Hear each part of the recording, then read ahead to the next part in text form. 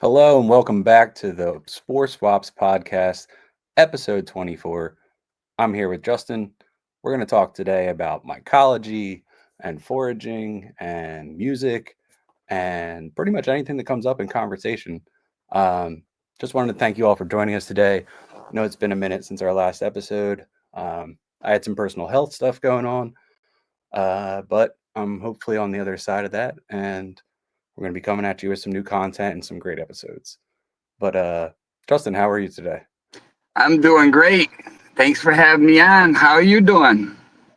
I'm doing real well. I mean, outside of having surgery yesterday, I hope that, this stuff will clear up some things going on with my spine, get back on the medicine, have that do its part in the neurogenesis piece.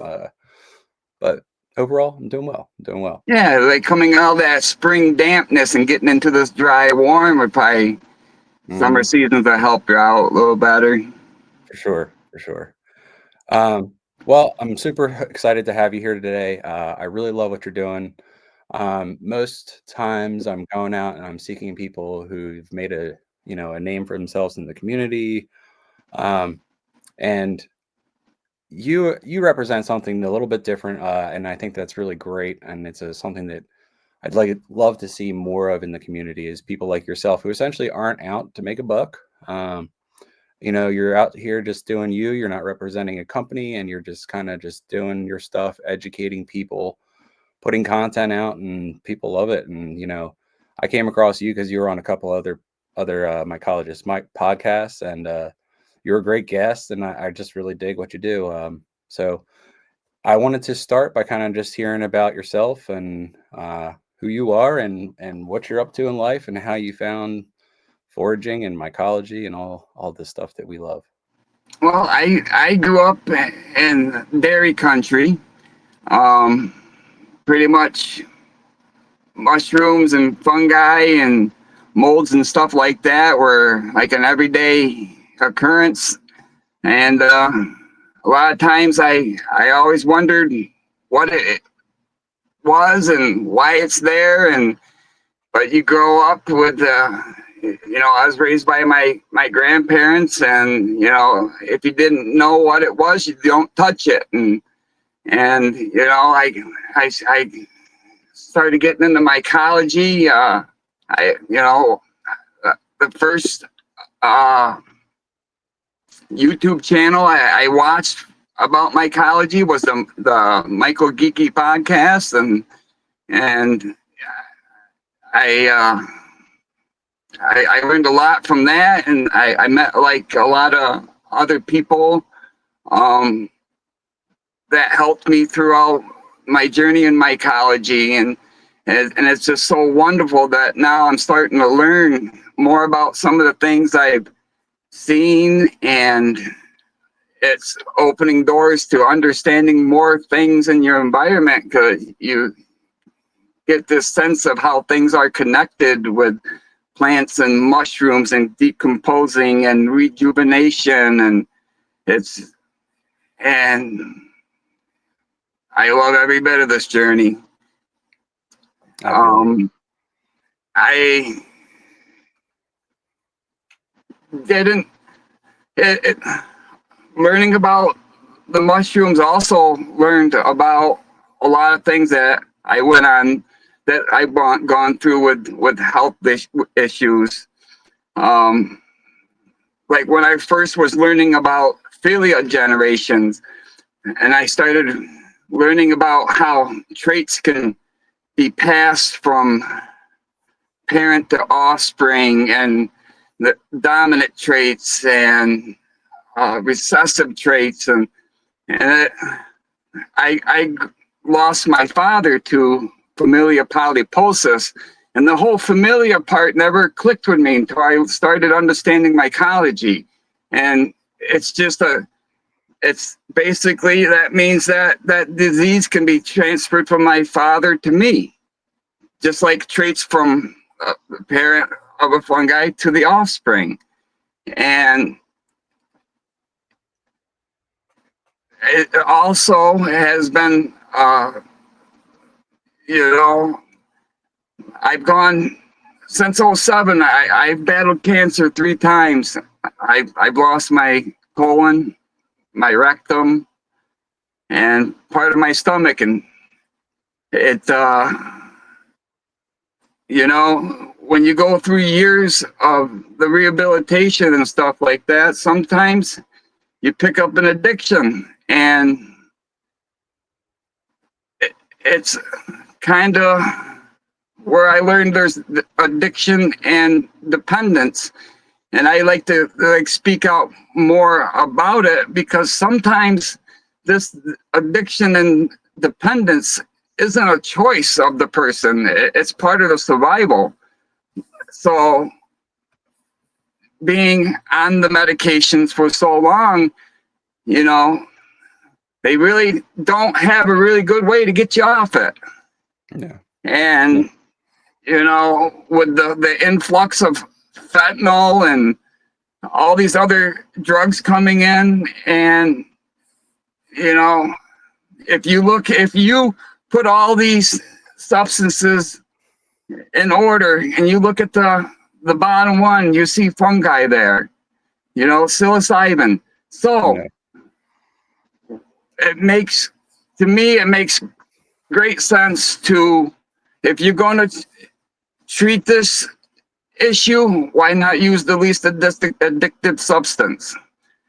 So I struggled. I've overdosed on fentanyl at home, and I've also done it twice in the hospital under their care. And I went through, when I had my last surgery, I was like, I was done.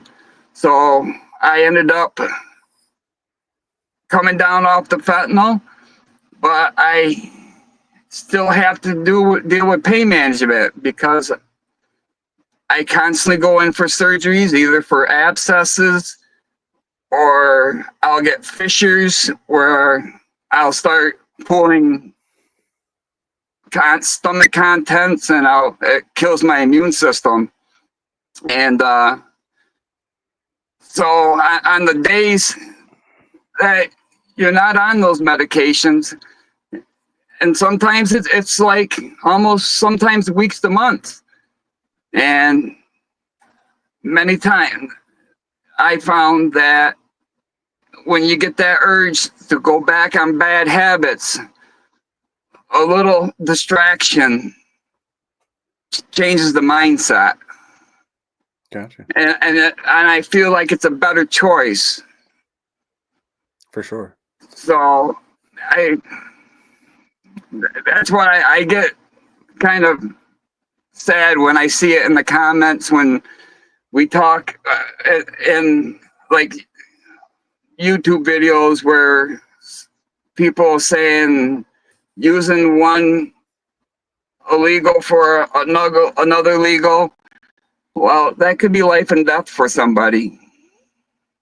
Yeah.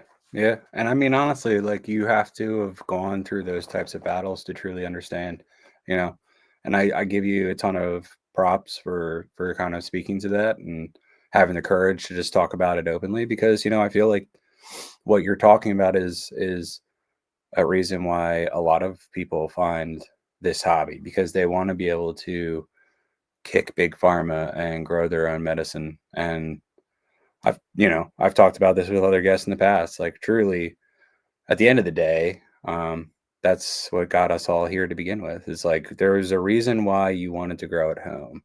Typically, it's not because you were trying to just like explore the nature of mycelium and the growing of mushrooms to study it. Like it for me personally, I mean, it started at wanting to grow my own medicine at home because I wanted to get off of pharmaceuticals. And it kind of just spiraled down this other road that I just kept going on for forever. It just veered left and never stopped. Mhm. Into just like going deeper and deeper and deeper. And that's just the thing, is that's the what happens with some of us, but some people really do and religiously want to grow their own medicine at home so that they don't have to partake in things like pain management. And you'd have to have experience that type of level of surgical necessity to know about what the hospital system and pharma means when they say pain management. It's not like managing your pain that's the best way for you. It's pain management just means pain pills. You know what I mean? Stuff that, you know, you're battling something really harsh. You need to take all these meds for that specific purpose. Then you have surgeries. Then you end up on pain medication, and you just live for that pain medication because you're always living in pain. So I think that it's a much more common thing than most people would even assume or think about. But that the things that you just talked about, that takes a lot of courage, um, is the definition of why a lot of people are here to begin with in this type of community and trying to do what we do, because they have similar stories to yourself, and it's just people seldom talk about it. You know what I mean? Hmm. That's So like when you reached out to me and asked if I wanted to do a podcast. I was like, my heart jumped in my throat because I get so nervous.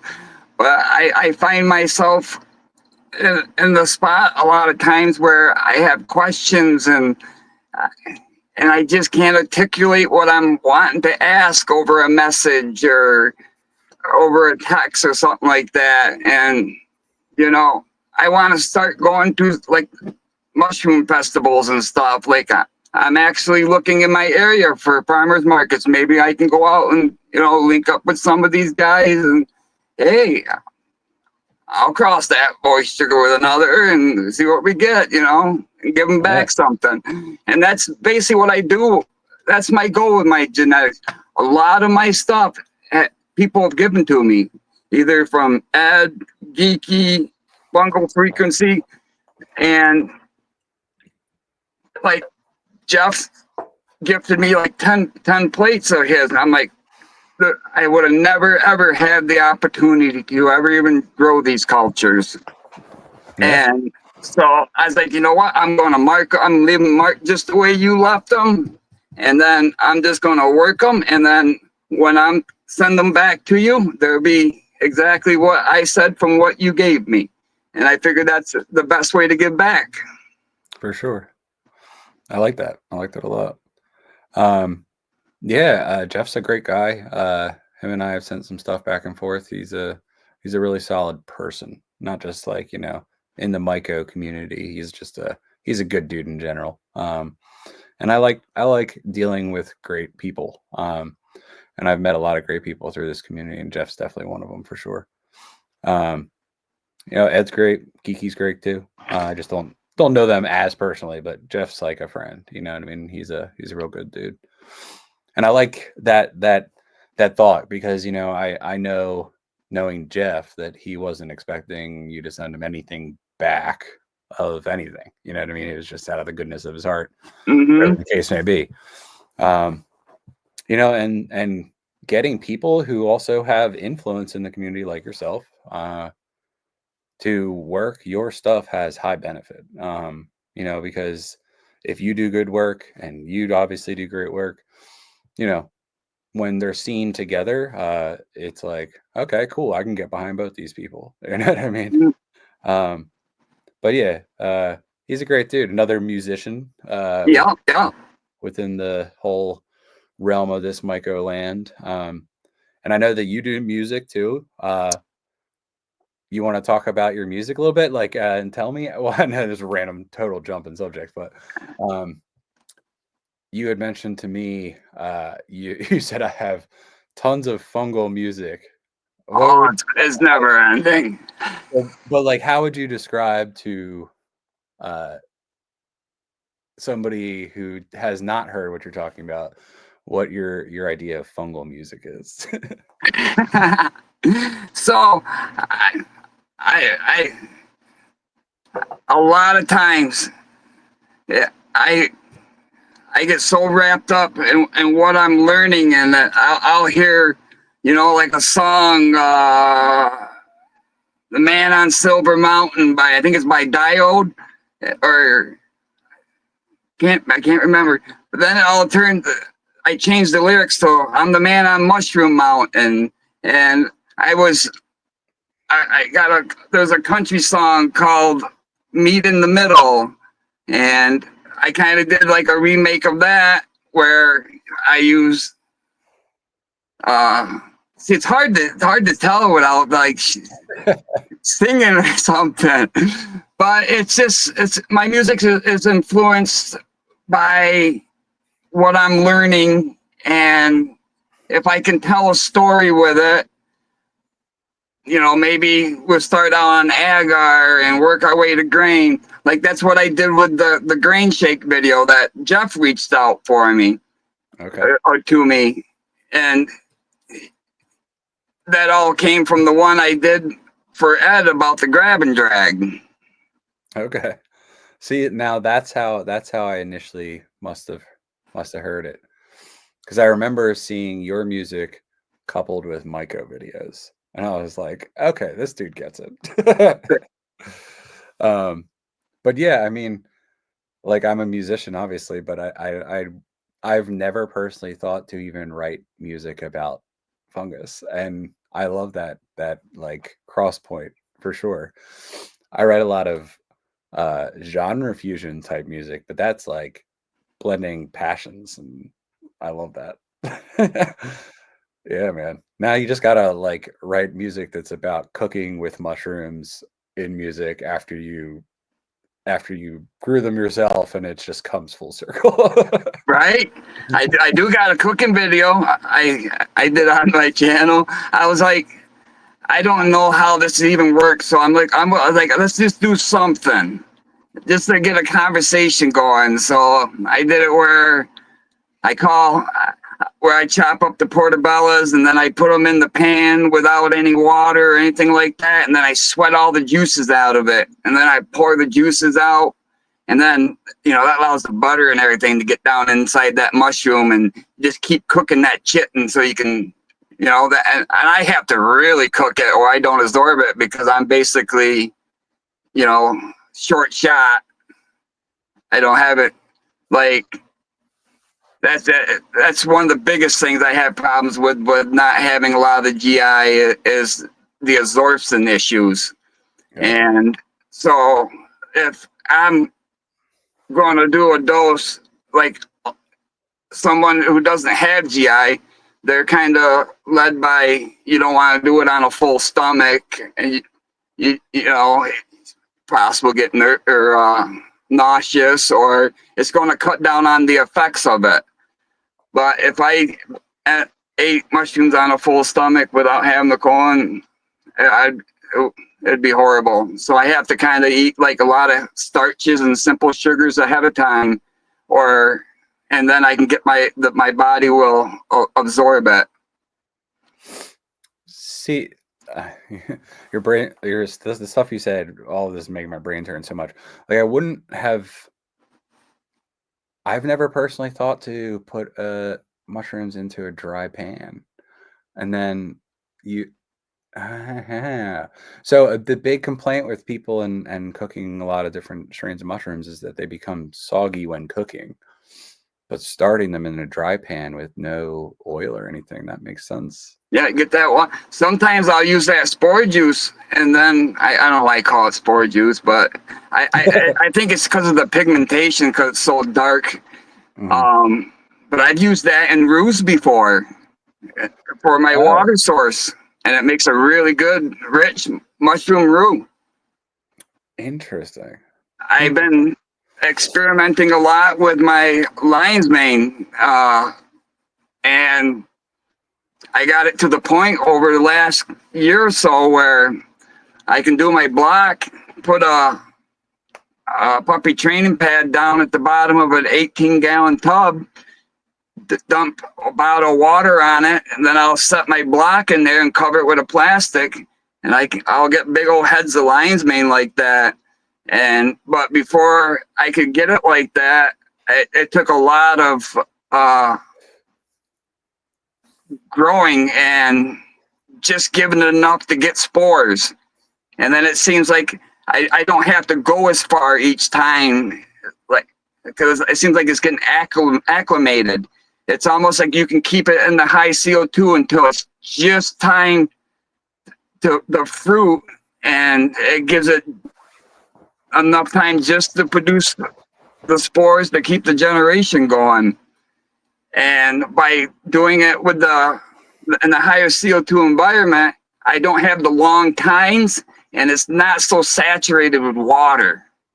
Gotcha. Like I used to, when I did steaks, mushroom steaks with lion's mane, you get and you smush it, you smush it down and put it into a steak. But if you sear it really good and then sear it again on the other side, then push it down, it won't pull that water back in that you just squished out, and it concentrates that lobstery, crabby taste a lot more.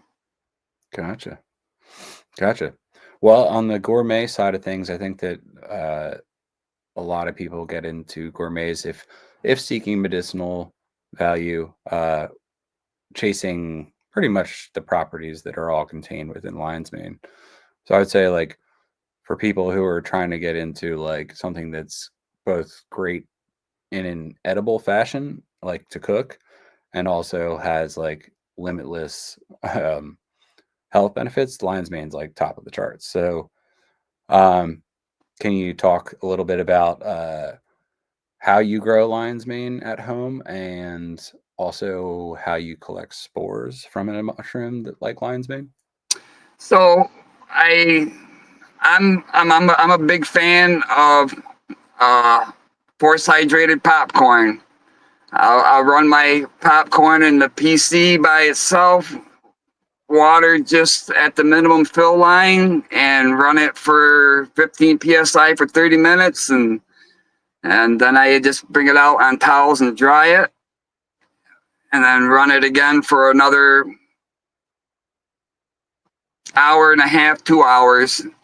Like if it's 5 minutes before 2 hours and it ran an hour and 45 minutes, I don't. It's still got a lot of time to cool down. So then with my substrate, I just hardwood fuel pellets and bran. I Okay. have been playing around with wheat germ, but it seems to be more nutritious, but it's got an oil content to it. And Okay. sometimes it kind of, if you see how like a sunflower seed reacts when it's kind of breaking down or so, and you see like the oil like coating, it's not going good, it's going anaerobic or whatever. I see that when I use the wheat germ sometimes. Like if I didn't mix it a lot, or I got stuck down in the gusset in the bottom. Gotcha. Then when I run my lion's mane either in a fruiting chamber, I'm just experimenting now with running it in the Martha tent. The last one I fruited and got spores from, I just lined the Martha tent with puppy training pads and a couple bottles of water, and it stays right around like 98, 96%. And and I've also noticed with the lion's mane on the agar one, I've noticed where the ones where I get the spores from a high CO2 grow, and then I'll do my germination. When I transfer them out, they don't try to colonize and escape. It stays more two-dimensional, flat. But if you take a transfer and you go from like an agar to a gel and gum, oh, it's a whole different story now. It perks it right up. Gotcha. So, and these are like type of things that I see. I like to understand more what's going on with it. Well, there's people who are definitely, more into the reason why, and I think that that's a large part of understanding pretty much anything that we learn is you can't understand the result without understanding the reason why, right? Um, and I think that for somebody like yourself who has worked with both gourmets and psilocybes and exotics, I'm sure as well. Um, you start to understand more about nutrient content and even down to the base of agar, what things prefer, high, low nutrient, different types of agar, et cetera, et cetera. And it just takes time and experimentation, and people are like, well, how did you get there? Well, I mean, years of trying different things. You know what I mean? I mean, Hmm. that seems to be the key takeaway. Like when I talk to people about learning how to go out in the wild and ID mushrooms, like time in the field is definitely more invaluable than time behind a screen. So you buy real field guides, use real paged books, start to understand the information in the books, compare them to pictures in the books, then go home and cross reference. But that time spent in the field trying to define species based off of characteristics is invaluable. So, back to what you were saying in regards to working with lion's mane and understanding more about what it likes down from the culture moving to the agar plate to substrate and grow mediums, like, all these things are so integral, but you don't understand them fully until you've tried it a couple of different ways. You know what I mean? And Hmm. Yeah, if you observe them, the questions will come. yep, Just sometimes it's hard to phrase it correctly. for sure. So I saw your video where you were comparing like the automated tub versus the Martha Grow for Hmm. him. Um, in your overall evaluation, would you say that one is better than the other? Should somebody spend the money on an automated tub, or should somebody just do the organic way and grow in a Martha? I think it goes by what your goals are. Like if you are doing a breeding project and basically everything's under control and you don't want to add variables, so doing it in an automated tub is a way to isolate it from other variables. To if you're looking for volume or more room or maybe a higher FAE exchange, then going to like a bigger grow environment such as a Martha is sometimes preferred over a grow chamber, I think. Um, I have noticed with sometimes when running like the exotics, they like their caps a little bit more than a lot of other mushrooms, and but then I end up with so much humidity in there that they like it, but when temperature changes, you end up with a lot of condensation. Then you got water just sitting there, just waiting for something to happen. So I've been taking and putting a dry or semi-dry puppy pad down in there, and it helps. I think it's helping pulling the more excess moisture out of the air that would normally be onto the underside of your lids or pooling or whatever, because it's almost, I don't know. Sometimes I think it acts like one of those packs or a desiccant pack or whatever, where you get like that exchange where it pulls moisture out of the air or whatever. Hmm. But you don't lose where it's at in its Yeah, and it just optimization. stays right in that pad, and you don't have any pooling water. And I've even experimenting. Like right now, I'm trying activated charcoal. Maybe the charcoal will help counteract any possible scenarios of where it's going to come, maybe aerobic or whatever like that. Yeah. And I think it also relates back to your own personal growing environment, where you are and what the environment in the room that you're growing in is. Like my grow space is my basement. Very low humidity down here, but the temp is also about I don't know, 6 degrees different from the other floors of my house. And for me, I use automated grow tub for exotics because I just simply would never be able to achieve uh, the temp and humidity needed to grow these specific species in this basement environment if it weren't for the automated grow tub and allowing it to have that high degree of humidity, high degree of temperature, um, secluded in a specific room for it, and et cetera, et cetera. Like, it just wouldn't work because the overall temp down here is like 65 degrees. So, that's not optimal for growing exotics. So I think also like your method of growing really is highly dependent upon what your grow environment is outside of the actual grow space itself.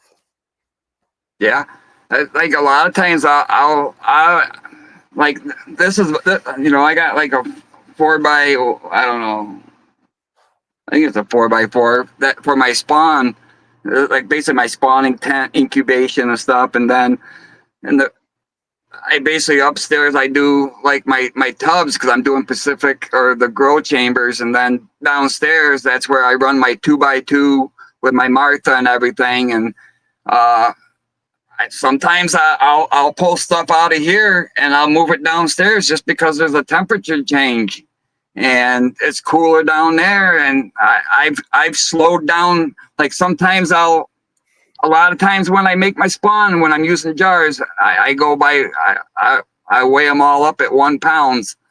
And so sometimes I use two jars, but one is ahead of the other. So I'll slow one down and maybe move one into the incubator to catch that one up. Yeah. Yeah. I don't know. So I found that running my cultures at higher temps on plate definitely speeds growth. I mean, they're fully sealed, so you're not really going to end up like uh, making it so that contamination also grows at a higher rate because it's not like a grow tub where it's exposed to open air and high heat.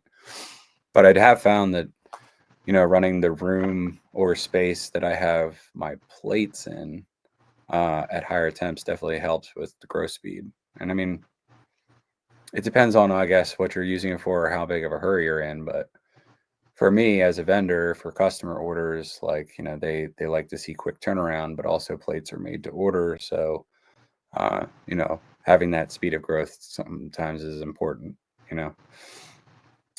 People don't want to wait, weeks for a plate. Right. Our turnaround times 5 to 10 days, and still at times people are like, "What's taking so long?" I'm like, "You ordered a made to order plate. I'm not just going to put the sample on it and put it in an envelope and send it to you." You know what I mean? And So sometimes you may put a sample on there, and that's just the way fungi are. They may not give you the morphology that you want to represent. So instead of sending out something that's less, you take a little time and send out something a little more. yeah, yeah. And we have a good. I mean, you've worked with SporeSwaps. I mean, we have a good customer communication function, and I can add order notes to any order, and if somebody runs apes or is ordering apes, and like the particular agar type and nutrient level isn't exactly ape's favorite, but that's what I got that I'm making plates on, I'll just reach out to the customer and be like, hey, this might take a few days longer than your average culture because it's a slow colonizer, and people appreciate transparency. Like Yes. when you communicate with a customer and tell them these types of things, they're like, thank you so much for letting me know. I appreciate the heads up. And that's the end of the conversation. But, when you don't take that time to explain to people, what the circuit, once again, understanding the reason why, that's when they get frustrated. So, you know, uh, so many different variables to what causes a culture to move or not. So in terms of agar, moving back to lion's mane, um, what would you say is the lion's mane preferred agar recipe or type? I saw that you were doing experiments with what was it? potato peel, MEA, Yeah, like yourself. yeah, You yeah. were I did. making. I've been, researching the PDA and all that, and I started looking at. I was like, man, I want to eat these potatoes, and I was like, I don't eat the skins because I can't. And I'm like, so I started looking. I was like, man, there's a lot of nutrients in this skin. So like, oh, so I started experimenting. I did pretty good. Uh, I got I I think what it is, it goes back to the when you're using like the grain water or the potato water. When it comes to if you were using a normal recipe like your water, light malt extract, and agar is different than using grain water or potato water because it changes the osmolarities, like the particle count's different. And I've noticed where I would have to use more agar for using like the grain water because they didn't want to set up. Gotcha. And I didn't understand that until I was going to clean up a culture by doing a trap door where you just cut like this door into your agar and use your scalpel and lift it up and then stick your sample underneath it and then let the agar come down and it traps it. And then the mycelium can grow up through and it traps any bacteria down below. And I went to lift the door and I just lift a chunk of agar out of it. Gotcha. I think, well, that doesn't work. So you just weren't achieving the firmness you wanted. I had to use more agar. I had to up it up. I had to up it 1.5 grams to get it to set up where I could lift the trap door. Gotcha. But I made a lot of uses with that. I did some experimenting and I'm with the long-term storage because I started looking at my test tubes and I got like a pack that's they're all got their caps on. They're in a sterile bag, so all the tubes are sterilized. But they're not going to be. But it's not until I open it. And then I started looking at the syringe. I was like, well, the syringe is sterile. So if I pull the plunger out, it ain't different than taking off the cap to, for like sterility wise. So I was like, well, I got like these little tiny spin bars. I think they're like 3 millimeters. Okay. So I added them, I sterilized them and added them to my syringe. And then I cut out my sample on that grain water. It didn't want to set up agar. And then I transferred on my plunger and put it inside my syringe to suck up some light malt extract, or I did water for the long-term storage. And so far it's holding together, but I'm still curious. I want to put one on a magnetic spin plate to see if I can break up all that mycelium and then be able to get it out through the syringe, out the needle afterwards. Interesting. But I don't know how. I've also had where if you took a syringe with a needle on it and you put the cap on it, you notice after a while that you'll start getting growth on the inside of the syringe, like where the oxygen's getting in there. So I don't know. I guess you're going by the rubber seal for basically, but I guess as long as you don't pull back on it or expose it to, I think it's going to work just like a long-term storage tube. Nice. I was like, man, it'd be kind of cool because you could send it in the mail if somebody's got like a spin plate to set your syringe on there if it gets so thick, because I get paranoid trying to squirt syringes sometimes in front of the flow hood because I think it's going to push out and pop and it's going to go all over my filter. Yeah. So I was like, man, if we can break it all up inside the syringe first, that'd kind of take that stress off me. Yeah, that makes sense. I like it. Yeah, I mean, I've honestly, this is why I love talking through things with people, because so many oftentimes you'll come across ideas that you just never even thought of, because that's not how your brain works, but somebody else's brain works that way. And when and that's how like good ideas are are spread and made, and new techs are made. And I think that you talked about a little with me, or you were talking about how the the interchange of information is so important, because despite the fact that we're doing something that already has proven methods and works a certain way, there's always a new way of doing things that nobody's thought of, and that's how innovation happens. So yeah, I dig that idea a lot. I think that's cool, especially when you're just not when you don't plan on reselling it all and it's just for personal use. And then you're trying to do long-term storage and bring it out of long-term storage. That makes total sense. Yeah, and then just like eventually, I'm going to do a video on how to build this flow hood that I don't call it a flow hood. I call it a purified air box.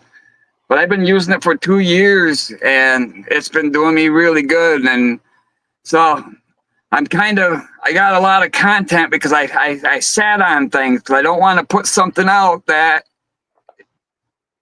would give false hope or mislead or anything like that. So if I'm showing something, it's something that's working for me. Yeah. And that was the first thing. I was like, oh, I can start getting involved in the community, building the flow hood and all that. And then I was like, yeah, but what happens if I have problems? And then somebody invests time into what I showed and it didn't go good for them. I just choose to avoid that. But you also got to look at it the way I put it together, the way somebody else puts it together for themselves. There's also that variable too. Well, I mean, you just described a man with integrity, and that's not a bad thing. Thank you. There's no point in re-educating people about things in incorrect manner. It's just, so I dig that. I think that's cool too. Waiting to drop till you know that it works makes sense. Especially when you're sharing information with people who might not know any better. There's so many new people in this community every day. And with, like we had also talked about with these micro accounts and stuff like that, like you can't tell the person who's been doing it for a month versus the person who's been doing it for 5 years. It's just an account online. You know what I mean? People Yeah. can say and project whatever image of themselves that they want. What I find is that sometimes you'll get scrutiny from people, and then when you push back, they're like, "Oh yeah, I've been doing this for 3 months." Like, all right, well, good talk. But yeah, I kind of like I kind of hope I fell into that point where that spot where I came across so many times seeking knowledge or trying to understand something, and the first question is, why do you want to do it? Why I want to learn. This may open doors for other things, just because it's not something that you. And then I'm like, why did you even reply to me if you weren't going to try to help me? That's right, because people got nothing better to do, and they're keyboard warriors who like to sit there and bark at people from behind a keyboard, or call it behind a phone these days. But anyways, well, so I mean, and here's just the thing: it's like I've been doing this for years. I utilize a lot of proven methods, but then there's just things that come about that you personally, like I said before about innovation, like just wouldn't think about. And I think that I found super interesting, and I think that seeing content like yours also makes my brain turn and think about perspective and just process. And you did this one of your most recent videos was on you doing the pinwheels and the plates On Facebook, yeah. yeah the pinwheel versus drag lines, and the sectoring on the one plate that you had, and the growth from the pinwheel plates. And like I just did spore runs, and I just did grab and drags, and I do combinations of S's and Z's, and then oftentimes also channels that just go straight across with no connecting point at all. Mm-hmm. Also, some are just skimmed across the surface, and some are also deep dug channels that are going deeper into the plates, just because I like to fiddle with variables and what can come out of doing different things. But pinwheel thing was interesting. I never have thought to drag in a line that kind of spiraled out from the center to the outside. Yeah, it's like it stopped it from sectoring. Instead of growing and then getting interrupted by the next drag line, it allowed the mycelium to show a different morphology because it's reaching out. You're like actively watching it hunt and colonize and reach out to bring in the resources.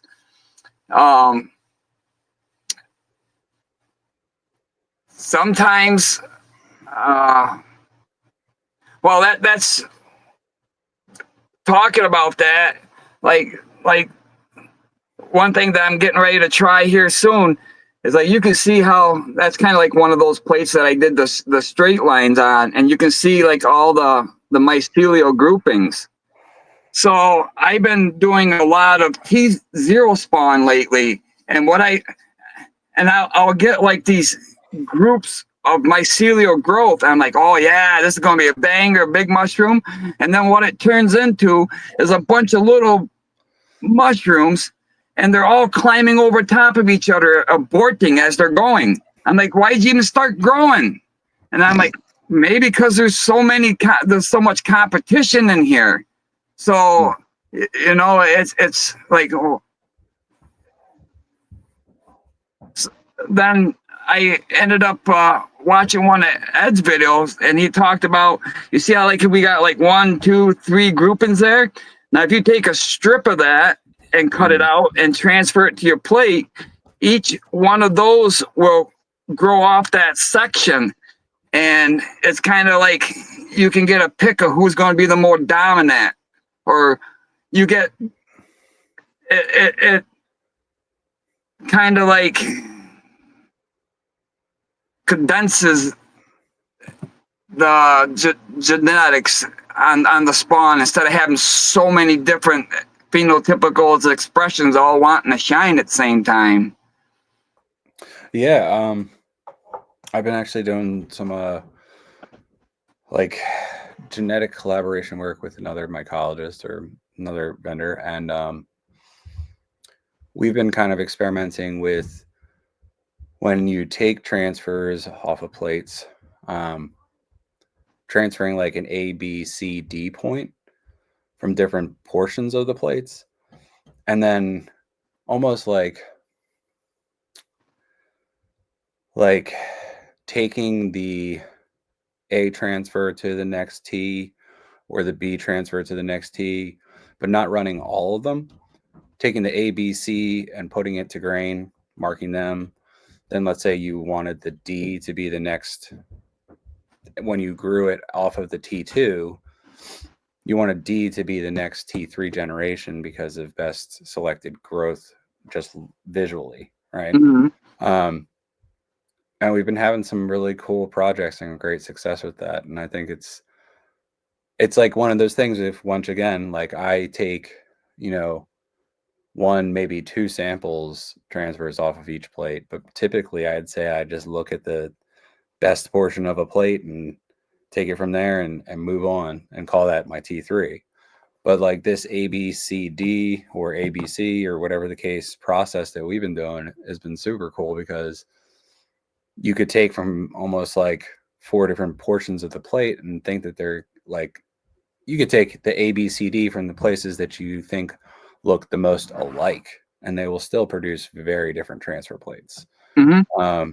So have we made a shit ton of plates from numbered samples off this that just keep seem to going?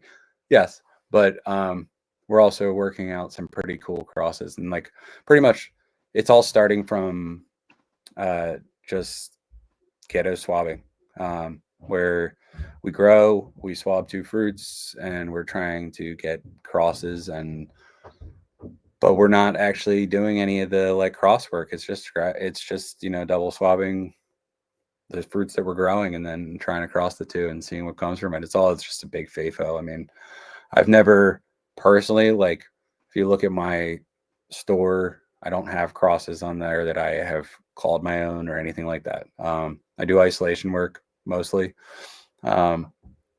So I'm not super into the scientific side of breeding. Like I do things off of visuals and what I can touch, like I'm not what you would call a breeding cultivator. I like to do genetic work and I like to grow. But I just don't get that far into it. And I think the project that we're doing is super cool because we're kind of like dividing our skill sets and then coming back cumulatively with them. And also visuals and opinions, and we look at the plates before we also decide together what the A, B, C, D transfer points are. Like, circling spots on mycelium in pictures and then sending them back and forth to each other. It's fun. Yeah. Um, and I found that, like, projects like this are what kind of keep me going, because for the most part, when I'm in the lab, I'm just stuffing envelopes. You know what I mean? So you got to keep that passion piece. So, like, for someone like me, it doesn't just become a job. Because a lot of days when you are running promotions and stuff like that, it's what it starts to feel like. It's a job, it's work. But keeping things interesting by trying new things and coming to your own conclusions is definitely the part that, like, keeps me going daily. Like, I like to share what I'm doing with the world, but also at the same time, like, the work that we're doing with these cross projects and the ghetto swabs and stuff like that is nothing that we're putting out publicly. We're just having fun, you know? That's the great thing about that's why I want to get more comfortable with talking lives and stuff like that, because you see these things and it's I lost my train of thought. Well, um I mean, what we had started talking about, the pinwheel plates, and then you were talking about cutting out the sectoring and laying the sectoring into the different plates. yeah, I've done a couple of them. It's just kind of like a race going off, and I'm kind of waiting to see how they respond once they get closer to fully colonizing. Like, are they gonna, uh, you know, condense together? Are they gonna hold their perimeters like they the way they started? Like I'll see this sometimes happen where you probably had a plate where you did a haploid transfer and you end up dropping it, and then you flick it, and then it sticks here, and it sticks here, and it sticks there, and then eventually you got growth coming out of each one of those spots, and then two will grow together, and they look like they're growing together, but they're just kind of like reabsorbing, coming back to one, because they all got the same alleles. Like they're not opposite, so they can't mate. So it's just a genetic duplicate of the transfer itself. But then I'll notice sometimes that there will be one left out. Like, it didn't group up with this one, it didn't group up with this one, and it could have, but it didn't choose. So I was like, Jeff was talking about a while back where how, like, dicaryons, if you pair them up close together, that there's a possibility of genetic transfer. So I was like, I haven't done any serial dilutions, and I was listening to Ed talks about fluxanol, and I got like cypropyrox solution, which is like an antifungal. So I was like, huh. So I ended up putting a transfer on a plate, and then I played around with dilutions ahead of the transfer, so it would have to grow into it. And I figured, wonder if I put two dicaryons and let them grow to the antifungals, where you get cell death and cell regrowth. If they're meeting when they're recombining, would you get more of a genetic transfer? Or will it melt to anything? Or will it not mate? Will it produce spores if it does? So I'm kind of diving into that one. I mean, I think that's a really interesting idea. I would have also never thought to do that. It's kind of Um, like using selective pressures. yeah. So I've been kind of following Jeff's. Uh, he's a big proponent of the die mating. You know, he's one who's actually spoken out, like in the sense that like people will tell you this can't be done, but it absolutely can. This is what I've used for the majority of my crossbreeding. So you know, it's not like, can you really just call it theory when somebody has already proven it to work? Is it no Hmm. longer a theory at that point? It just works. I know. I would love to have like access to an HPL was it HPLC machine, Uh, where it's got like that column or whatever. I've done some research and like I've got a bunch of videos say where people have tried making their own ones. And you know, people are getting really creative where they're using like the laser from a nail dryer to read the column or whatever. And when it comes to putting it together on the computer is where I would really struggle because I'm not a programmer or anything like that. But it's like I would so many times I would love to like cross reference what I did because sometimes I see something.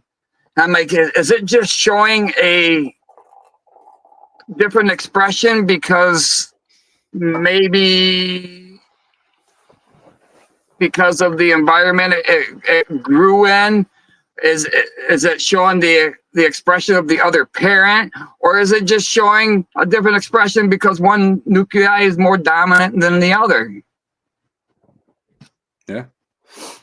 That's why I did that one post on Facebook where I was like, I started playing around with these plugs. And so that was a liquid culture test that I did it on, and it grew out. And so I did a plug on it, and then all of a sudden it had two different growths, but then all of a sudden it switched to one growth, and that was the whole outside. So I was wondering, were the nucleuses shifting? Where one was like, this environment better suits me. We'll get further ahead, so I'm going to be the outside growth. I'm the one, or or could have been a combination of both. No, There's a lot of that aspects I don't know, and I just find it so fascinating. well, like it's like how can you know? It's like saying you can read the mind of somebody you never met. You know what I mean? Like mycelium has proven to be able to make decisions. You know what I mean? To create pathways that are the fastest, most efficient way to the nutrient source, and the ability to make decisions to grow away from bacteria and contamination. You know what I mean? So, in that mindset, mycelium having the ability to make its own decisions uh, based off environment kind of makes it feel human in a way. And, you know, it's until we could talk to the mycelium, you know, we'll never really truly know. Mhm. And that's where this speculation piece comes in. How much how much wonder is left in this world? Like, you know, and there are in pockets if you dig deep. And that's where we are. We're in these Mhm. pockets and we're digging deep because, you know, there are things we don't understand still and want to. Um, but we also, you know, we have these minds that are limited by what we know. So you can only really ever push the envelope and try to find out more. I mean, reading things in books is great, but fiddling with it in person with your hands, making decisions uh, that affect the way something works, this is like part of the whole fun of everything. You know what I mean? Mhm. Um, I think that if I did nothing but read about it and never sat in front of a flow hood and did all the work constantly, like it would be quite boring. I probably would have lost interest pretty quickly. But it's the unknown and continuously learning that makes it so addictive. Like, you're always uncovering new things. And like just sitting here in this conversation today, I've learned new things and new methodology and things that I've never thought of, which is, I think, the coolest part about all this. A lot of things I've learned was from doing the experiments, and then, I'll get on. Sometimes I'll get on Mossy Creek's live chat during his stream or Ed's, and then I'll ask questions, and sometimes they can't figure out what I'm saying. I'm like, man, this is how I've been asking this question. So if these guys can't figure it out, then maybe I'm asking my question wrong. So then you think about how to rephrase your question to get the answer. And like you were talking about with the experiment, like I had no idea that mycelium has the ability to show avoidance behavior. Like I did that antifungal where I put the culture on one side of the plate and then I treated the middle.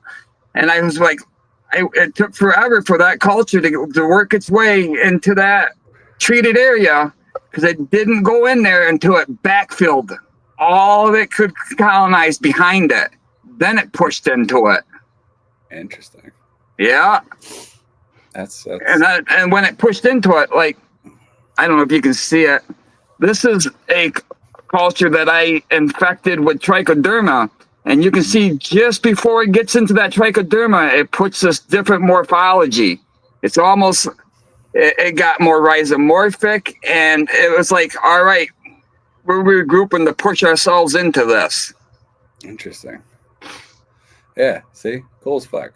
So I was like, well, maybe I'll have better luck with my cultures at getting them acclimated outside if they get previously infected with what they're going to be dealing with outside.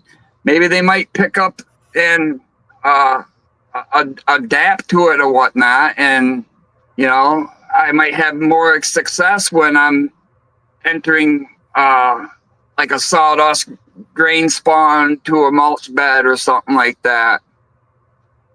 It won't get overwhelmed by stuff that hasn't been exposed to in the lab.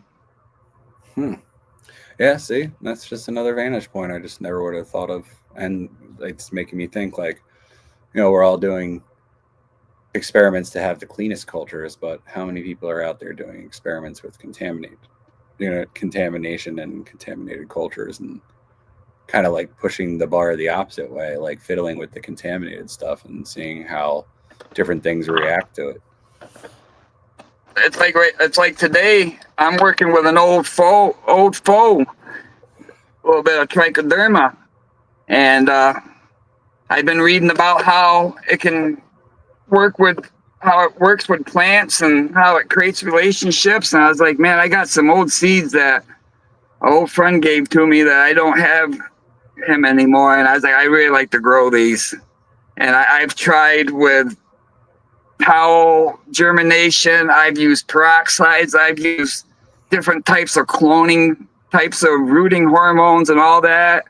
Sometimes I get it to open, but it just doesn't sprout. And I was like, what about if I switch my agar recipe and turn it to something more plant related and have it interact with the trichoderma?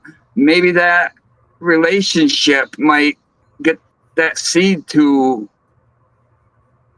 germinate, and maybe it just needs something to get inside it more or have a relationship. So I've never done it before. I've been looking for a lot of literature on it, but I don't understand a lot of it. But I said, well, I got a culture that I call Trikester. See, here we go. Trikester's off from, Nickelback's song, something up all night, whatever, Trickster. Oh, yeah. That's where I got Trikester from. And when I pick this damn plate up, I hear that song in my head. I love it. Mushrooms on the brain. Right? Well, it's been super fun having you on, man. It's We been great. I enjoyed myself very much. Yeah, we covered a world of different jump around topics, but I think our brains are very similar in that way. um, but yeah, man, I hope to continue to follow your work online. If you guys haven't already checked Justin out, it's Justin Nourse, Nourse, right? Yeah. Yeah, see, Um, that's why I didn't think about that when I put my name out. I should have had what my channel name was, but yeah. Well, he's on Facebook. He's on YouTube. He's got some really really good educational work, experimental work, and some of it is paired with his great music. So go check him out. He's doing great things, and I can't wait to circle back to you. We'll come back and we'll do another episode, and we can talk more about the fun stuff that you've had going on since then. But really really appreciate you being on, man, and I hope to talk to you soon. I enjoyed myself very much, and thank you for the opportunity. I appreciate it. Thanks for joining, everybody. You guys rock. Talk to you soon. Have a good day.